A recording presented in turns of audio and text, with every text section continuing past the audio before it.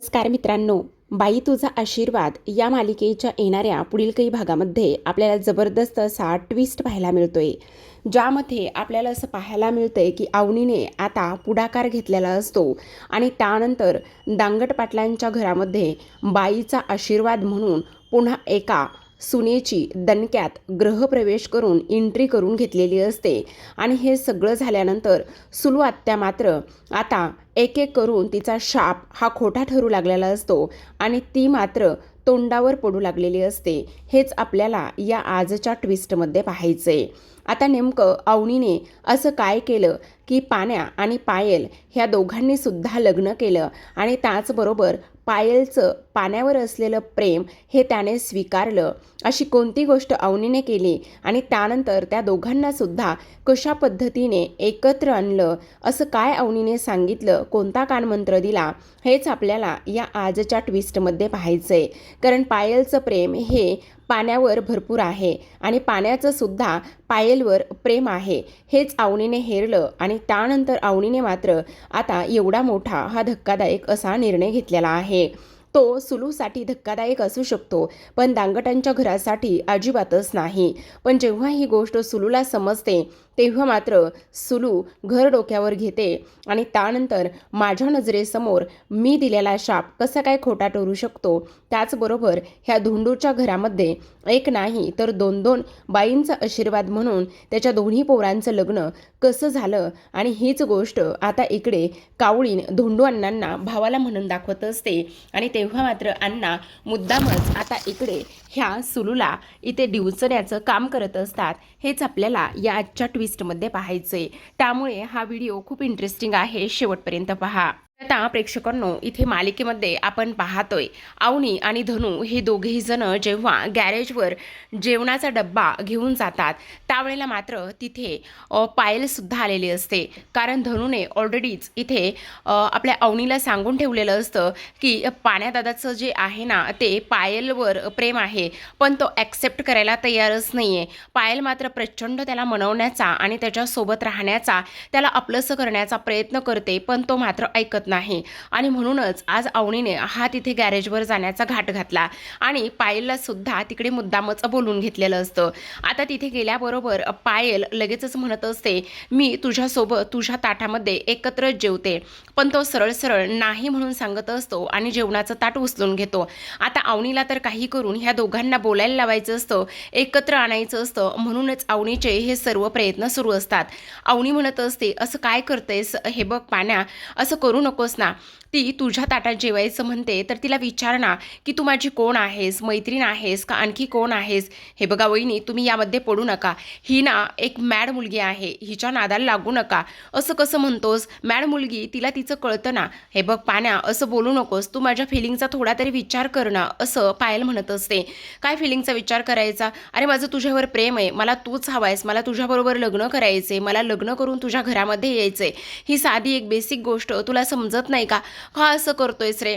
आता मात्र अवनीने सांगितल्यामुळे हा पाण्या कसा बसा तिच्यासोबत ताट शेअर करायला तयार होतो आणि त्यानंतर दोघी जण एकाच ताटामध्ये जेवत असतात. आता जेवणं वगैरे झालेली असतात आणि त्यानंतर मात्र पायल म्हणत असते, बरं मी येऊ का.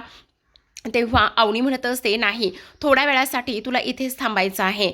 मग आता इकडे अवनी पाण्याशी बोलत असते आणि ह्या पायलसोबत सुद्धा बोलत असते. पायल मात्र रडायला सुरुवात करते. ती म्हणत असते, वहिनी, अवनी, माझं ना याच्यावर प्रचंड प्रेम आहे, पण हा ना माझं काही ऐकतच नाही. जर हा माझं काही ऐकतच नाही तर मग मला सांगा, मी इथे सारखं सारखं ह्याच्या मागे लागून काय करणार आहे. माझे घरी आईवडील आता मला उद्यासाठी स्थळ घेऊन येणार आहेत. जर माझं लग्न लावून दिलं तर मग मी काय करणार आहे. आता मात्र अवनीला टेन्शन येतं. अवनी मात्र पाण्यासोबत बोलण्याचा विचार करत असते आणि पाण्याला इथे तिचं त्याच्यावर असलेलं प्रेम आणि त्याचंसुद्धा तिच्यावर असलेलं प्रेम ह्या सर्व गोष्टींची जाणीव करून देते. आणि ती जर ॲग्री तू नसलास तर मी स्वतः जाते आणि तिच्या आईवडिलांना सांगून तिचं लग्न लावून द्यायला तयार होते.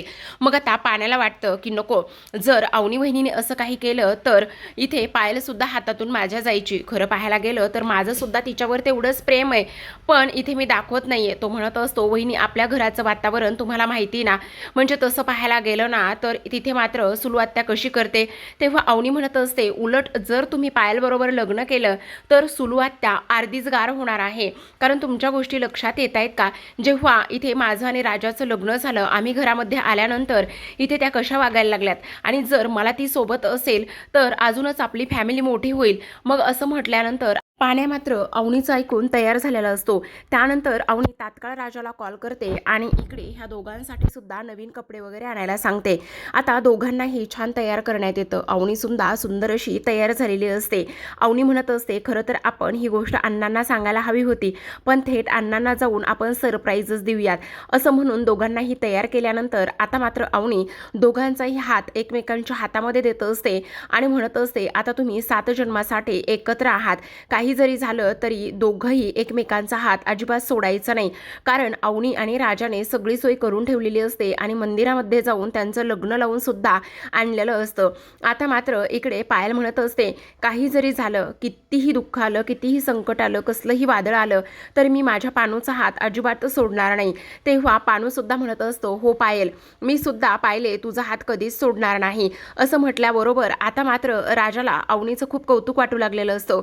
तो मनातच म्हणत असतो, जी अवनी आपल्या या घराला तुमचं घर म्हणत होती, ती अवनी आज मात्र या घराला आपलं घर, आमचं घर आणि आमची माणसं असं म्हणायला लागलेली आहे. खरं तर ह्यांना माझ्या मनामध्ये त्यांच्याविषयी असलेलं प्रेम सांगू का? ह्यांना जसं ह्या दोघांचं प्रेम समजलं आहे, तसं माझं प्रेम आणि माझ्या मनामध्ये त्यांच्याविषयी असलेल्या भावना नक्की समजतील का? काय करू मला समजत नाही. तेव्हा अवनी राजाला म्हणत असते, अरे कुठे हरवला? चल आपल्याला घरी जायचंय. आता लगोलगच हे सर्वजण घरी येतात. जेव्हा घरी येतात तेव्हा मात्र इकडे सुलू दारातच असते आणि येणाऱ्या पाण्या आणि पायलला पाहते. लग्न करून दोघंजण एकत्र आलेले असतात.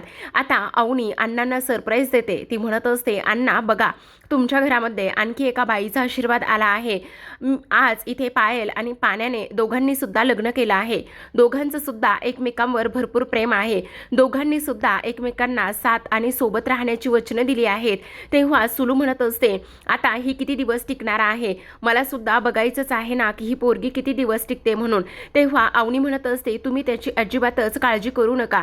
आम्ही दोघी सुना ह्या घराचं गोकुळ करून सोडू. तुम्हाला त्याची काळजी करण्याची गरज नाही.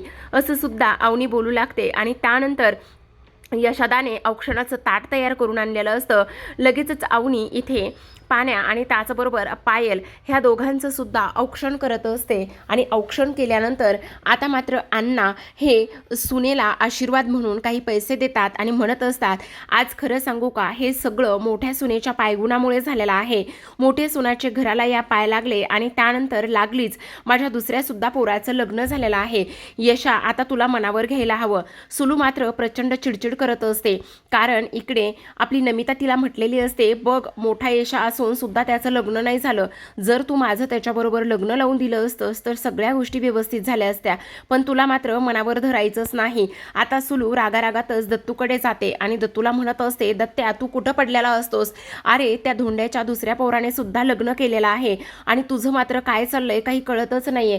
तू इथे थांबू शकत नाहीस का? त्या लोकांना काय करतोयस तू? तेव्हा दत्तू म्हणत असतो, अगं असं काय करतेस? कधी झालं त्या धोंड्याच्या दुसऱ्या पोराचं लग्न? म्हणजे यशाचं लग्न झालं की काय? अगं यशाच्या मागे तर आपली नमी आहे ना. ए गप्प बस, तसला विचार सुद्धा करू नकोस. अरे त्या पाण्याचं लग्न झाले, बघितलं ना? अरे तो तर गावगुंडा आहे आणि तरी सुद्धा त्या पोराने मात्र इथे लग्न करून पोरगी घरामध्ये आणली सुद्धा. धोंड्याच्या घराचं गोकुळ होतंय आणि मी दिलेले शाप हे खोटे ठरतायत. दत्त्या, काय करायचं आता? तेव्हा दत्तू म्हणत असतो, तू आता काळजीच करू नकोस ताई. बघ, आता मी लागलीच देशमान्यांकडे जातो आणि त्यांना सगळं काही सांगतो. सगळं ए टू झेड सांगून ताबडतोब त्यांच्या पोरीला इथे ह्या घरामधून बाहेर घेऊन जाण्यासाठी सांगतो. बघ, मी म्हणेल ना तसंच ते करणार आहेत. आता मात्र सुलू म्हणत असते, तुझ्याच्याने काहीच होणार नाही. आता मलाच जे काही करायचं आहे ते करावं लागणार आहे. मी बघतेच आता त्या 2-2 सुना त्या धोंड्याच्या घरामध्ये कशा नांदतायत ते. इकडे मात्र आता धोंडूंना नाचू लागलेले असतात. ते मुद्दामूनच म्हणत असतात, कावळीनीने दिलेला शाप खोटा ठरला, कावळीनीने दिलेला शाप खोटा ठरला असं म्हणून नाचू लागलेले असतात. दुसरीकडे मात्र आता पायल प्रचंड खुश असते. कारण पाण्याबरोबर जे लग्नाचं स्वप्न पाहिलेलं होतं ते स्वप्न आता इकडे तिचं फायनली पूर्ण झालेलं असतं आणि पाण्यासुद्धा प्रचंड खुश झालेला असतो. अवनी मात्र आता इकडे ह्या दोघांना सुद्धा एक भन्नाट उखाणा घ्यायला सांगत असते. तेव्हा पायल सुद्धा खूप सुंदर असा उखाणा घेते आणि त्यानंतर इथे पाण्यासुद्धा तिला साजेसा असा उखाणा घेत असतो. मग नमिता मात्र इकडे यशोदाकडे बघूनच खाणाखुणा सुरू असतात. ती म्हणत असते आपलं सुद्धा लवकरच होऊन जाऊ दे. आता हे राजाने पाहिलेलं असतं आणि राजा मात्र इकडे अवनीला खुणावत असतो. आता तो म्हणत असतो आता सेकंड नंबर जो आहे ना तो यांचा आहे. आता मात्र तुम्ही यांचं जसं लग्न लावून दिलंय ना तसं ह्या दोघांचं सुद्धा लग्न तुम्हाला लवकरच लावून द्यावं लागणार आहे. तेव्हा मात्र अवनी म्हणत असते राजा काय तू काहीही कसं बोलतोस. अहो हो मी खरंच बोलतोय. यशोदाचं सुद्धा इथे आपल्या हिच्यावर नमितावर खूप प्रेम आहे आणि नमीचं तर तुम्हाला माहितीच. तर आता प्रेक्षकांनो अवनी पुढचं लग्न कोणाचं लावून देईल हे पाहणं फार इंटरेस्टिंग असणार आहे. तर पाहत रहा बाई तुझा आशीर्वाद. भेटूयात अशाच एका नवीन ट्विस्ट सोबत. तोपर्यंत धन्यवाद.